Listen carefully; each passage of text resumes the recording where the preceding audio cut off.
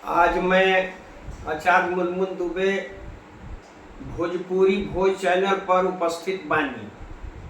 सभी भाई लोग से आग्रह बा कि जो भी भजन कविता हम प्रस्तुत कर रहल बानी ओकरा के सब सब्सक्राइब करब जा, आप लोग शेयर करब जा और सब लोग जो समझ सके इस चीज के। आज हम एक भजन प्रस्तुत करतानी भोजपुरी में कृष्ण के भक्ति से संबंधित।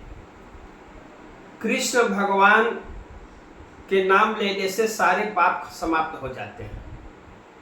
ओकर संस्कृत में करसती पापा नीति कृष्ण, जो पाप को जोत दे, माने जिसका नाम लेने से पाप समाप्त हो जाए। तो कृष्ण का जन्म भइल मथुरा में, लेकिन पालन पोषण भइल वहाँ के जाके वृंदावन में।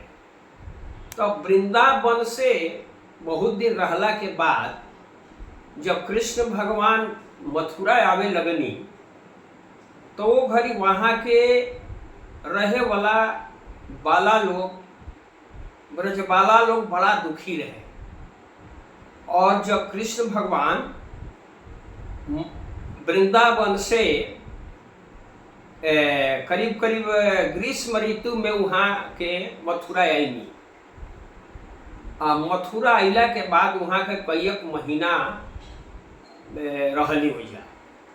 तो जब वहाँ के मथुरा से वृंदावन से जब वहाँ के मथुरा जब अली तो वहाँ के राधा जी अपना एक सखी से का कहतारी, ये गीत में इहे प्रस्तुत कइल गइल बा।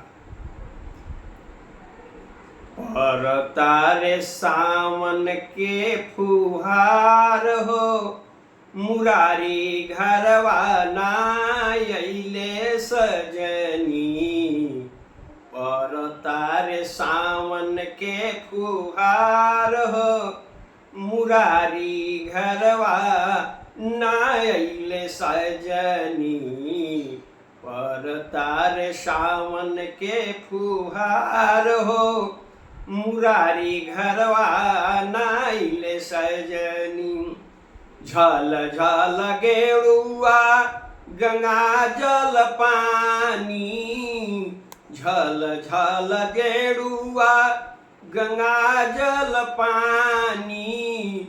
पनियो दिहानी ढरकाय हो, मुरारी घरवा ना अइले सजनी।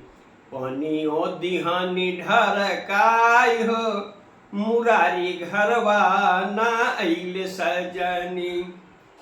सोने की थाली में जेवना परोसली, सोने की थाली में जेवना परोसनी।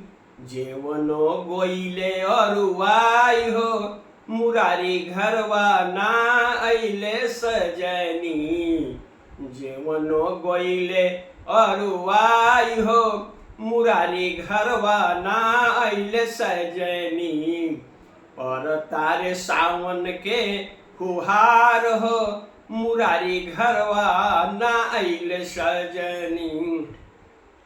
रची रची पानावा के बिरावा लगवली, रची रची पानावा के बिरावा लगवली।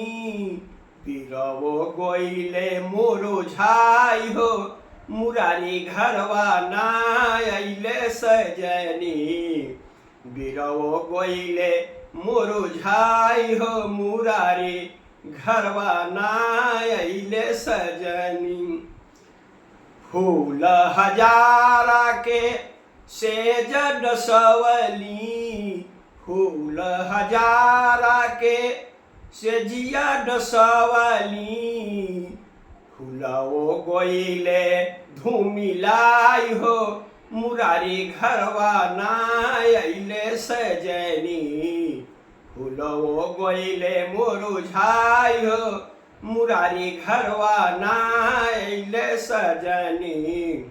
पर तारे सावन के फुहार हो, मुरारी घरवा ना अइले सजनी। पर तारे सावन के फूहार हो मुरारी घरवा ना आइले सजनी।